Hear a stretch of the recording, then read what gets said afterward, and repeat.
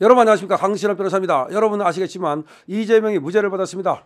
자, 정말로 정말 기가 막히다는 얘기밖에 할 수가 없는데요.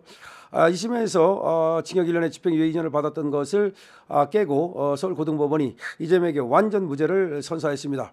사실상 면죄부를 주었다고 할 수 있겠고 대권에 나갈 수 있는 길을 열어줬다고 볼 수 있겠는데요. 그 논리가 말이죠. 김문기를 모른다 그런 거, 그거는 뭐 1심에서도 그 부분은 무죄로 했으니까 별 문제가 없는데, 여러분 아시다시피 김문기와 골프를 치지 않았다, 이 부분을 완전히 무죄로 해버렸다는 겁니다.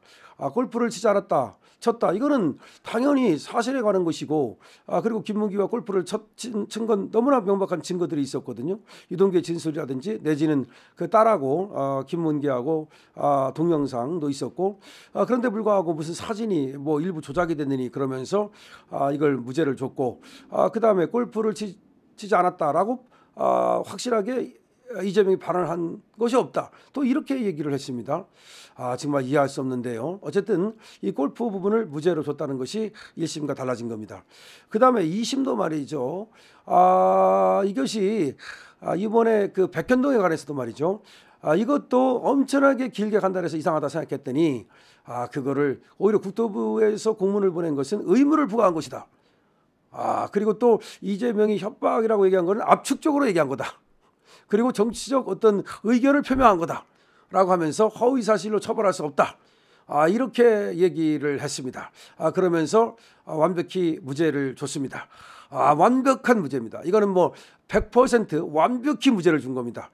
그래서 1심을 완벽히 뒤집은 겁니다. 증거에서도 뒤집고 사실관계에서도 뒤집고 다 뒤집은 겁니다. 법리관계에서도 뒤집고, 그렇기 때문에 이거는 시나리오를 쓰고 그 시나리오에 따라서 면죄부를 줬다는 것이 맞을 것 같습니다.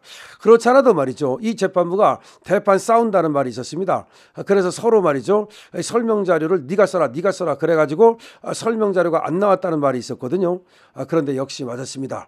여기에 말이죠, 전라도 판사가 2명 있다는 얘기가 있었고, 이 2명의 판사를 믿을 수 없다는 말이 있었는데, 설마 했는데 역시 우리나라는 2년 판결을 하는 판사들이 여기저기 지금 또사리고 있습니다. 더 이상 사람을 믿을 수 없습니다. 더 뭐 이상 얘기하고 싶지 않고요. 간단합니다. 사람을 더 이상 믿을 수 없다. 그리고 2년 판결을 한다. 그리고 전라도 사람들은 역시 전라도로 간다.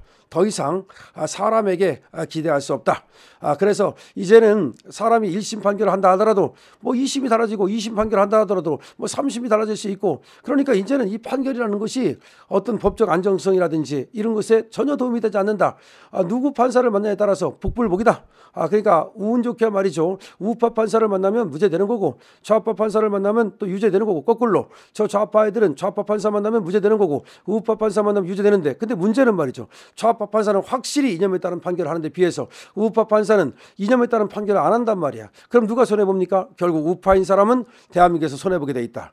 대한민국에서는 우파가 살 수가 없다. 결국 우파인 사람들은 유학을 가거나 이민을 가거나, 하여튼 우파인 사람들은 대한민국을 이제 버리는 수밖에 없다. 자, 이제 대한민국은 완전히 좌파의 천지가 됐다. 사법부도 좌파에 장악당했다. 그 이유가 뭐냐? 결국 좌파의 편을 들면 좌파는 확실히 챙겨주더라. 정계선 확실히 좌파 편 드니까 헌법재판관 시켜주더라. 그리고 마은혁 확실히 챙겨주더라. 그리고 무영배 확실히 챙겨주더라. 이미선 확실히 챙겨주더라. 근데 우파는 말이죠, 아무리 우파 편 들어도 안 챙겨줍니다. 그러니까 이거는 전부 다 우파의 잘못입니다. 좌파 말할 필요 없어요. 우파 새끼들이 싸가지가 없는 놈들입니다. 그러니까 이 새끼들이 말이죠, 그야말로 우파를 위해서 전투한 사람, 그야말로 우파를 위해서 열심히 싸운 사람, 아스팔트에서 싸운 사람, 이런 사람은 개무시하고 말이죠, 어디서 낙하산이나 데려다가 말이죠, 공천해 준 거 보십시오. 이번에 국회의원 공천한 거 보십시오. 어디서 김상욱 같은 자를 갖다가 공천해 가지고서 그런 수모를 당합니까? 정말 이게 뭡니까? 도대체가 말이죠, 어디서 동아일보 어쩌고 그런 것들이라 데려오고, 어디서 말이야 정말 확실한 우파를 위해서 싸운 사람들은 전부 다 개 무시하고 말이죠. 그러니까 말뚝 싼 겁니다. 솔직히 얘기해서 말이죠, 좌파는 좌파를 위해서 노력한 사람들에게 반드시 보답을 합니다. 그러니까 말이죠, 이번에도 얘들이, 저는 그렇게 생각합니다. 이재명이 여기서 살려주면 이재명이 대통령 될 수 있겠다. 그럼 대통령 되면 내가 다음에 대법관이나 헌법재판관 맡아놓는 거 아니냐, 나중에는 내가 대법원장도 될 수 있다. 그러니까 그쪽 편을 드는 거예요. 그걸 갖다가 인지상정 정상적이에요. 물론 그 사람들이 2년 판결을 하고 법에 따른 판결을 안 하는 거 나쁜 놈이죠. 나쁜 놈이죠. 그러니까 AI 판사 도입해야 된다는 게 제 생각입니다. 하지만 그쪽 편 들으면 떡고물이 생기는데 그럼 그쪽 편 들고 당연한 거 아니겠습니까? 근데 우파는 말이죠. 편 들어주면 뭐가 생깁니까? 떡고물 생깁니까? 이제까지 말이죠. 저번에 한동훈이 공천한 거 보세요. 어떻게 공천했습니까? 김상욱이가 왜 공천을 받습니까? 성철호를 갖다 도와준 놈이, 그리고 문재인을 갖다가 지지한 놈이 어떻게 해서 우파에서 도대체 공천을 받는단 말입니까? 이게 도대체 가능한 겁니까? 세상에 말이죠. 얼마나 호구짓을 했으면 판사들이 전부 다 저렇게 대놓고 말이죠. 이재명 편을 듭니까? 대놓고 말입니다. 이거는 완전히 법리라는 것은 그래요. 코에 걸면 코에 거리, 귀에 걸면 귀걸이에요. 원래가 이 법이라는 게 웃긴 거예요. 증거를 믿을 수 있다. 증거를 믿을 수 없다. 의심은 간다. 하지만 확정적 증거가 없다. 이건 전부 다 농간인 거예요. 저번에 설범식 판사가 판단할 때 어떻게 하는지 아십니까?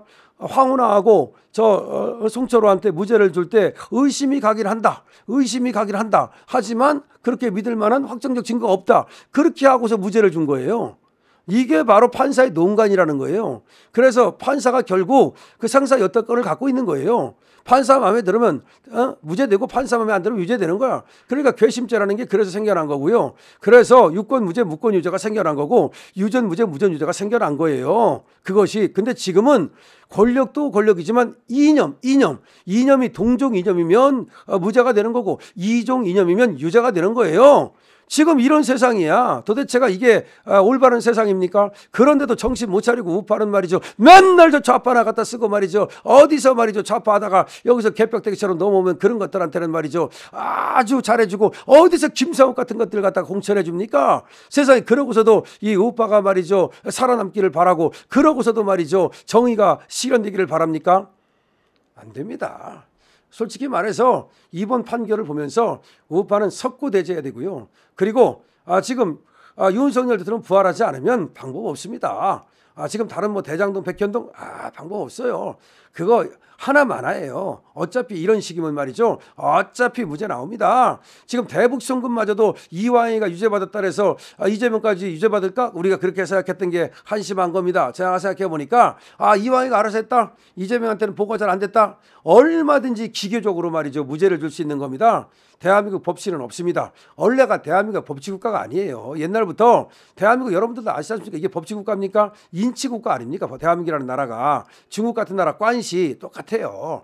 우리도 똑같은 나라입니다. 그래서 무슨 어디 그 전관 예우 그런 게 유럽에 가면요. 미국에 가면 전관 예우라는 말 자체가 없어요. 그런 말이 왜 있습니까? 도대체가. 그러니까 썩어 빠진 그야말로 그런 어떤 중국은 우리보다 더하고 그런 어떤 인식을 갖고 있는데 이게 좀 그래도 법에 의해서 어느 정도 좀 해소됐다고 생각했더니 아니었습니다. 이 나라는 아직도 법치 후진국이고 권력이 있고 근데 권력뿐만 아니라 지금은 2년만 같으면 돼. 그렇기 때문에 더 이상 법에 의존하는 것은 의미가 없다라는 생각을 합니다.